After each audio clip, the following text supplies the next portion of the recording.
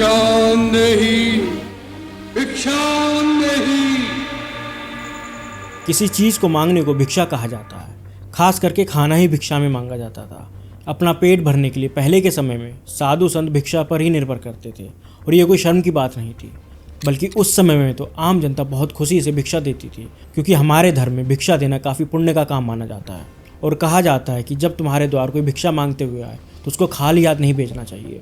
जब सीता हरण के समय सीता माता के द्वार रावण पहुंचा था, तब वो भी उनके पास एक साधु के भेष में भिक्षा मांगने आया था।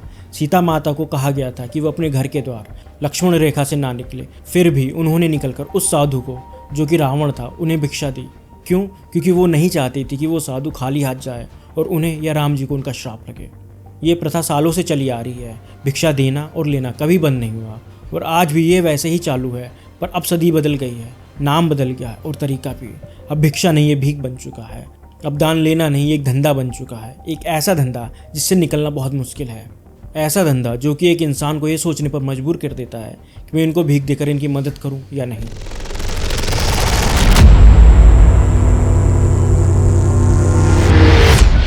दो 2011 के सेंसेक्स के हिसाब से उस समय भारत में 4,13,670 भिखारी थे, जिनमें 2,21,673 आदमी थे और 1,91,997 महिलाएं। इन सेंसस को 14 साल हो गए हैं और अब ये नंबर गिरा तो बिल्कुल नहीं होगा, बल्कि तेज़ी से बढ़ा ही होगा।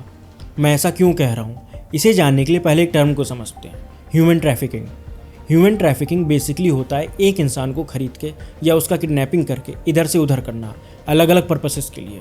जैसे कि कई लड़कियों को ट्रैफिक किया जाता है उनसे प्रोस्टिट्यूशन में डालने के लिए, कई बुजुर्ग लोगों के साथ ऐसा किया जाता है उनसे मजदूरी करवाने के लिए, और इसी तरह से कई लोगों द्वारा खास करके छोटे बच्चों का ट्रैफिक किया जाता है भीख मंगवाने के लिए। ये लोग जो इन बच्चों का सौदा करते हैं भीख के बदले में, वो इनके साथ काफ़ी अत्याचार भी करते हैं, क्योंकि ऐसे तो भीख मिलने से रही। कई बच्चों के पैर तोड़ दिए जाते हैं और कई के हाथ तोड़ दिए जाते हैं। उनकी आवाज़ उनसे छीन ली जाती है कि अगर बच्चों के जरिए भीख लानी है तो इनका लाचार दिखना ज़रूरी है। वैसे भी चलते फिरते तंदुरुस्त इंसान को कौन भीख देगा। ये सच है कि कई बच्चों को सिर्फ इस काम में नहीं इस धंधे में ज़्यादा पैसा कमाने के लिए उनकी जानवरों से ज़्यादा बुरी हालत की जाती है। उन्हें पीटा जाता है, कई दिनों तक भूखा रखा जाता है, तड़पाया जाता है। ये वो बच्चे हैं जो अपना बचपना तो पता नहीं कितने साल पहले खो चुके हैं। उन्हें तो शायद ये भी पता नहीं कि बचपन होता क्या है। अपनी भूख प्यास को दबा के ये भीख मांगते हैं, क्योंकि अगर पैसे नहीं मिले तो मार पड़ेगी। और सिर्फ बच्चे ही नहीं, हमारे जैसे तंदुरुस्त लोग भी इस धंधे में जुड़ते हैं। ये लोग कुछ भी काम कर सकते हैं, क्योंकि भगवान की कृपा से इनके हाथ पैर आँख सब ठीक है, पर ये चुनते हैं भीख का काम। क्यों? क्योंकि ये अनपढ़ हैं। अरे अनपढ़ तो वो मजदूर भी है जो दिन की दिहाड़ी लगाता है। अनपढ़ तो वो औरत भी है जो घरों में झाड़ू पोछा का काम करती है। भीख मांगना कुछ लोगों के लिए पेशा बन चुका है, क्योंकि इसकी बदौलत वो लोग करोड़ों कमा रहे हैं। जी हाँ, आपने सही सुना, भीख के जरिए करोड़ों। इन लोगों की अंडरवर्ल्ड की तरह अपनी एक चैन बन रखी है, जो स्टेट से स्टेट कनेक्टेड रहती है। पूरे दिन भीख के दिए हुए कपड़े, खाने और पैसों पर ये निकाल देते हैं। दिन क्या महीनों और साल ऐसे ही निकल जाते हैं इनके। जब कपड़ा इन्हें भीख में मिल रहा है, खाना इन्हें भीख में मिल रहा है और सोने के लिए इन्हें छत का तो कोई फ़र्क नहीं पड़ता, तो भीख में मिला हुआ पैसा कहाँ इस्तेमाल करते होंगे ये लोग। मैं सबको जनरलाइज नहीं कर रहा, पर सच बता रहा हूँ। अगर आप नेट पर जाएंगे और सर्च करेंगे मिलेनियर बैगर, तो आपके पास लिस्ट आ जाएगी ऐसे भिखारियों की जो करोड़पति हैं। अब आप इन अम्मा की ही बातें सुन लीजिए। पैसे से बहुत प्यार है। अरे अरबों खरबों चाहिए, तेरी भूख 10 करोड़ से मिट जाएगी, मेरी तो अरबों खरबों। ये बूढ़ी औरत करोड़ों की मालकिन है, पर उनकी ज़रा हालत देखिए। शायद किसी एंगल से ये आपको लखपति भी नहीं लगेंगी। और सपने तो ऐसे जो शायद हम कॉर्पोरेट वाले लोग भी ना देख पाएँ, क्योंकि इन लोगों को पता है कि इनका नाम टैक्स लिस्ट में आएगा नहीं, क्योंकि इनका पैसा बैंक में नहीं जाता।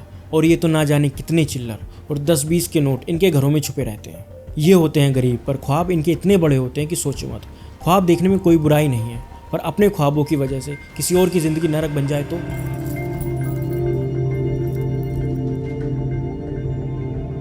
अरे वाह चंदा, आजकल तू बहुत अच्छे पैसे कमाने लगी है। मैंने कहा था ना, इसका पैर काम आएगा। मारपीट, हाथ पैर तोड़ देना, खाना ना देना, ये सब काफ़ी आम है इन लोगों के लिए।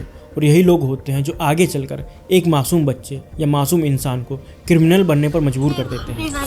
भागा क्यों? फिर क्यों भागा? अब टाइम खोटी मत कर, शाम को अन्ना पाव देगा। चल निकल चौक पे। इन मासूम लोगों के मन में डाला जाता है कि पैसा नहीं कमाया तो खाने को नहीं मिलेगा, रहने को नहीं मिलेगा, जिसकी वजह से किसी का पर्स चुराना, चैन खींच के ले जाना, ऐसी चोरियों का वो हिस्सा बन जाते हैं। ये लोग इन लोगों के घरों में झूठ बोलते हैं कि हम आपके बच्चों को पढ़ाएंगे लिखाएंगे, पर बड़े शहर लाकर उनसे भीख मंगवाते हैं।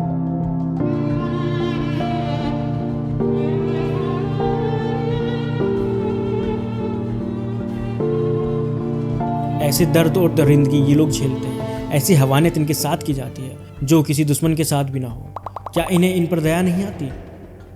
अब मैं ऐसा भी नहीं कह रहा कि ये सब सिर्फ भारत में ही हो रहा है, ये हर देश में होता है। सेंसस के हिसाब से 2024 में अमेरिका में लगभग 7,70,000 लोग बैगिंग में शामिल थे, ऑस्ट्रेलिया में 1,20,000 के आसपास।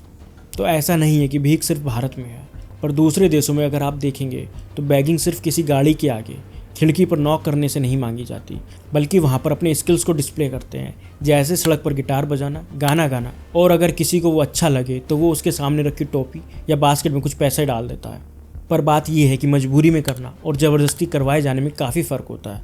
हाँ, कई लोग बोलेंगे कि भीख मांगना मजबूरी नहीं, मर्जी है, पर थोड़ी देर इंसानियत और कुछ हालात को लेकर चलें तो हाँ, शायद किसी के लिए मजबूरी हो सकती है।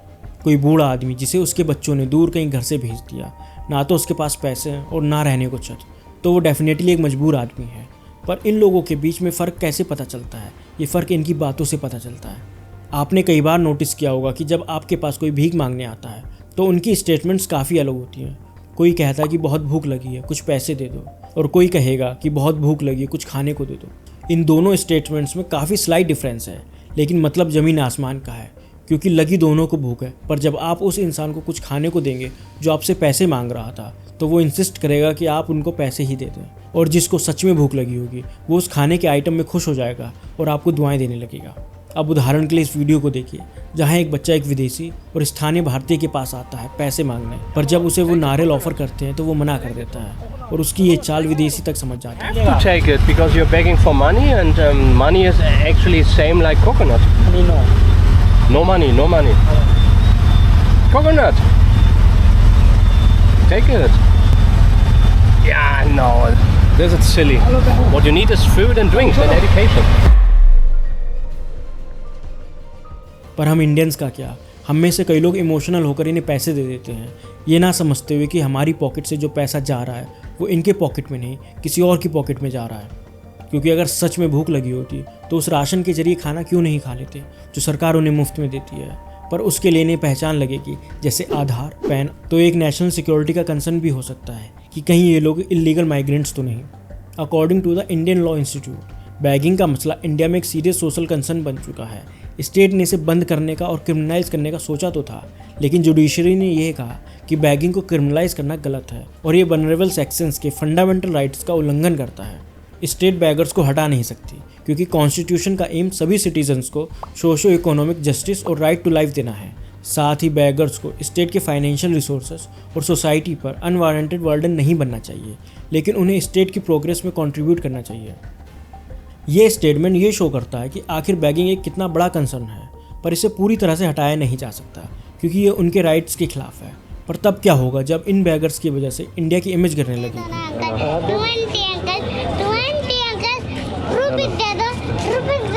Oh my god, getting swarmed by a kid right now. No. जब इनकी वजह से टूरिज्म पर इफेक्ट पड़ने लगेगा। इन वीडियो में आपको दिखेगा कि कैसे ये लोग एक फॉरेनर को देखकर उसका पीछा करने लगते हैं और पैसे की डिमांड करने लगते हैं, जैसे कि इन फॉरेनर्स की जिम्मेदारी ही हो इन्हें पैसा देना।